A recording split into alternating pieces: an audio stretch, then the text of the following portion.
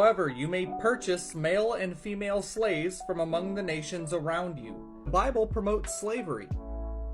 Do you seriously need a counter argument for that one? Not necessarily. So people shouldn't deny that there are parts of the Bible that do promote slavery, specifically in the Mosaic Law, as the New Testament kind of gets a little complicated with certain texts in 1 Corinthians 7, for example, although we still do have our passages to deal with there.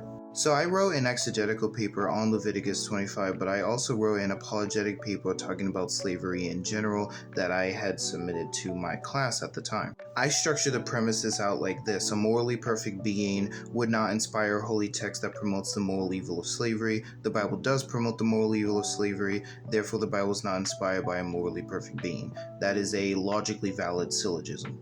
If the two premises are true, then the conclusion necessarily follows.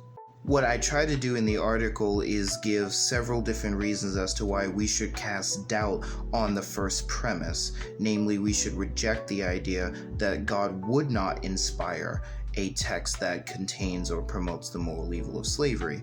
To quote Dr. John Walton, Torah is not given as an ideal system, it's a culturally situated system. That explains why we do not find in the Torah any discussion of, is it a good thing to have slaves? We are told by the Bible itself, from the Old Testament and the New Testament, that the Mosaic Law is imperfect, both morally, ritualistically, etc. So given the fact that this is a culturally situated system, and given the fact that the Mosaic Law is recognized as perfect, among other theological ideas I haven't talked about in that article, such as divine accommodation, redemptive hermeneutics, and covenantal ethics, we need not have to worry about passages like this.